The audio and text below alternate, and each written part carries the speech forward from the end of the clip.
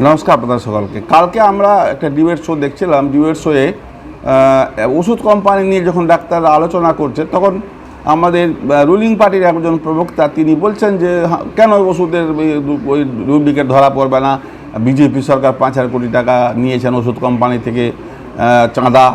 তো আমাদের অ্যাঙ্কার বলেছেন যে আপনারাও তো একটা রাজ্যে সরকার চালাচ্ছেন, 1300 কোটি টাকা নিয়েছেন।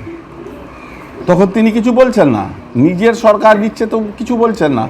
আপনি যদি একটা স্টেটে চালিয়ে 1300 কোটি নিতে পারেন, তাহলে বিজেপি তো 20টা স্টেটের সরকার চালাচ্ছে, বিজেপি 5,000 কোটি টাকায় নিয়েছে, তাহলে আপনার থেকে তুলনা তো অনেক কম নিয়েছে। আপনি নিজের রাজ্যের ওষুধ যে ধরা পড়ছে, আপনার নিজের রাজ্যের কারখানার আপনি কী ব্যবস্থা নিচ্ছেন? আপনি পার্লামেন্টে চললো, পার্লামেন্টে কই আলোচনা করলেন একদিনও? শুধু এসআইআর নিয়ে আলোচনা করছেন, ভোট বাঁচানোর জন্য, নিজের ভোট বাঁচানোর জন্য। মৃত ভোটকেও রাখতে চাইছেন, বাইরে বহিরাগত ভোটকেও রাখতে চাইছেন, এটা নিয়ে চর্চা চলছে। গোটা মাস আপনারা আন্দোলন করলেন পার্লামেন্টে এই নিয়ে, কিন্তু আপনারা একদিন ওষুধের কথা, মেডিসিনের কথা, কোম্পানির কথা কেউ তুললেন না।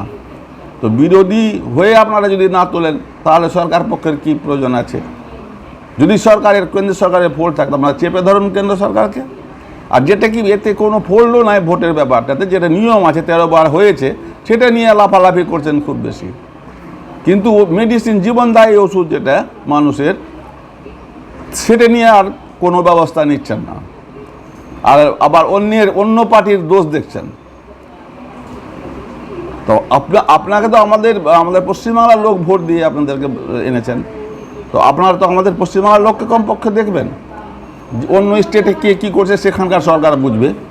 আপনারা তো আমাদের সরকার, আমাদের অতিথি, তো আপনারা কেন এই পার্লামেন্টে আলোচনা করলেন না বা চাইলেন না যে ও মেডিসিন কেন এত ডুপ্লিকেট, এত জাল হচ্ছে? ও আপনাদের ফোল্ড আছে তাই? আপনি সাধারণ মানুষকে বোকা ভাবছেন আপনারা নাকি? আর ডিবেট শোয়ে আমি বলবো, ডিবেট শোয়ে কিছু সিলেক্টিভ ধরনের প্রশ্ন জিজ্ঞাসা করা হয় কাউকে। কেন ডিবেট শোয়ে পরিষ্কার পরিচ্ছন্ন প্রশ্ন জিজ্ঞাসা করা হয় না কেন? সিলেক্টিভ কেন করবেন? কোনো সংবাদ আপনারা ছেড়ে দেবেন, কোনো সংবাদকে আবার তুলে ধরবেন, এই ধরনের কেন করছেন? সিলেক্টিভ কোনো সংবাদ চ্যানেলে হওয়া উচিত নয়। গুরুত্বপূর্ণ অনেক সংবাদ অনেক চ্যানেল ছেড়ে দিচ্ছেন।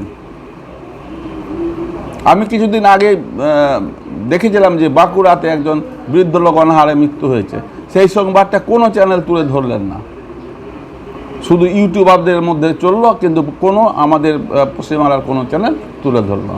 যাই হোক, অনেক আলোচনা করলো। আপনারা সকলে ভালো থাকুন, সুস্থ থাকুন। আমার ভিডিওটা লাইক, শেয়ার করবেন, সাবস্ক্রাইব করবেন। নমস্কার।